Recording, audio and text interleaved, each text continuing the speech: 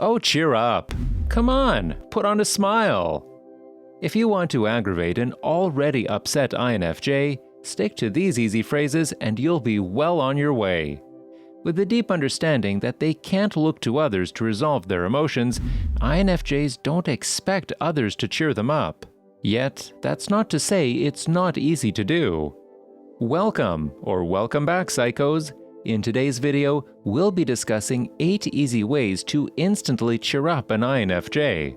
Before we get into it, we'd love it if you liked and subscribed to our channel, as well as to click the post notification bell so you never miss a video. Alright, let's jump right into it, starting with number 1. First, avoid these things. If you didn't get it from the intro, we'll say it again. Some of the worst things you can do for the INFJ when they're not feeling up to par is to give them half-genuine support. INFJs are usually quite aware that they are in charge of their own problems, and so trying to turn their mind off or distract them with classic "turn that frown upside down" quotes can end up making them even more annoyed. A few other things to avoid is trying to convince an INFJ they're overthinking or that they brought their issue upon themselves. And try avoiding any "if I were in your shoes" scenarios, because even this extroverted feeling advice giver knows nobody truly understands where others are coming from. They're not one for tough love, and they're not overly hyped about being confronted on where they went wrong on a personal issue, so if you have nothing nice to say, you know the rest. Number 2. Notice and silently act. Okay, so now that we've covered everything we shouldn't be saying or doing to cheer up an upset INFJ, now let's talk about the things you can say or do instead. INFJs won't seek help and will instead try their best to conceal their feelings of temporary dissatisfaction. So, first, it takes someone rather close to them to feel out that there's something wrong. And since the last thing an INFJ wants to do is blow their emotions out of proportion, they'll say everything's A-OK if asked. So, by silently observing and acting with small, unseen, and unsaid gestures that usually don't even get recognition, are instantly noticed by the observant INFJ. For example, in a workplace setting, things like going above and beyond to do the more difficult tasks, taking some of their load off. Or, if we're talking about a family setting, things like picking up some extra chores or giving the INFJ the night off of adult responsibilities are the perfect small gestures that don't scream, "I can tell you need saving," but rather, put your feet up and relax. Number 3. Make them laugh. Serious and deeply complex, INFJs may look like a tough cookie to crack, especially when they're not feeling like themselves. However, people closest to an INFJ will know firsthand that this is far from the truth. They have a crazy, silly side that just requires the right time, place, and person to come out of hiding. Now, of course, this is one of those actions you have to feel out the mood for. But considering the fact that INFJs feed off of the energies of others, lightening the mood just may be the thing they need to crack out of their grouchy front.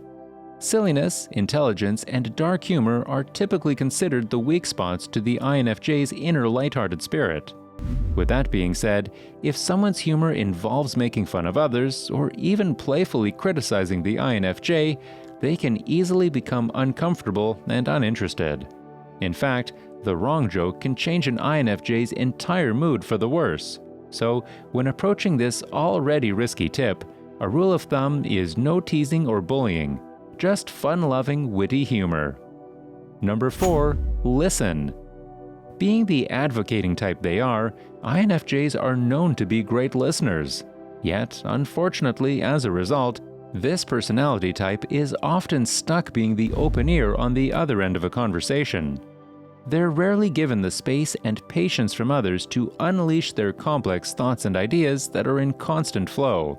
In fact, it's been this way for most INFJs since childhood, causing them to adopt a more quiet and reserved demeanor despite actually having lots to say. And although most INFJs have gotten familiar with this one-sided position in conversations, it is incredibly important for this rare personality type to have people to listen to them when they need it. By vocalizing their thoughts, INFJs can find it easier to sort through their rambling whirlpool of continuous thoughts, which helps them get to the root of why they're feeling what they're feeling. So, by actively and attentively listening to an INFJ, they will automatically feel supported, and depending on what they have to say, maybe even a little relieved. Number 5. Leave them alone. Seems simple enough, doesn't it? Just do nothing at all and wait for the INFJ to respawn. Of course, like any other personality type, an INFJ can feel feelings of anguish, sadness, and irritability in different ways depending on the situation.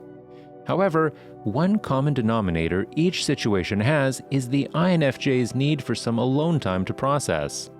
Although this rare personality type may enjoy having genuine connections around to seek support in, they're still known to be highly introverted and often highly sensitive individuals. Whether they just need to recharge their social battery or reconnect with their introverted intuition, sometimes doing nothing at all is the best remedy. This is especially true if that is what the INFJ is communicating they need. They're not just saying, "leave me alone," so they can wallow in their feelings, but actually to use that time to figure out what the heck is going on. When showing an INFJ that you're supporting them, it's important to respect this boundary of theirs and know that they won't feel fully like themselves without it. Number 6. Just silently be in their presence. Since an INFJ is so often stuck inside their own whirling thoughts, just being in an INFJ's presence isn't enough to get them out of their heads and into the moment. This requires a connection that doesn't involve awkwardness or obligation when sitting in silence together, focusing on solo activities. Luckily, these are the only people that will know the INFJ well enough to notice the difference in their energies. And so, by not assuming the INFJ's emotions are anything more or less than they are, providing backseat support is the perfect way to say, "I'm here for you, but we both know you're probably going to figure it out on your own." On the other hand, having the ability to do their solo activities in the presence of someone else's calming energy can make alone time feel far less isolating. Number 7. Plan something for later. INFJs are future-focused thinkers. They rarely get stuck on the past, but can easily become overwhelmed and even anxious about the future. So, if they're feeling rather nervous or tense because of an upcoming plan, sometimes it helps to schedule something even further from that dreaded date for them to focus on. Let's say they're due for some dreaded dental work. Maybe finding a fun museum or planning a walk in the woods for after is all it will take to calm their nerves. Plus, since the INFJ rarely rewards themselves for their accomplishments, having something they can consider somewhat gratifying can make them feel excited all on its own, even if they're too grumpy or in their heads to admit it upon being offered. The two key things to keep in mind is that plans with people outside of their immediate social circle may just add more pressure, and the plans have to be something the INFJ actually enjoys. What do they enjoy? Well, let's move on to number 8. Take them somewhere to calm their senses. Keeping in mind those two key rules, if an INFJ is willing to step foot outside their house while feeling only half like themselves, sometimes a peaceful outing can make all the difference. More specifically, when an INFJ is feeling overwhelmed with obligations, work expectations, unresolved emotions, toxic relationships, and living situations, nature and low-key adventures are a perfect remedy to take their mind off of things.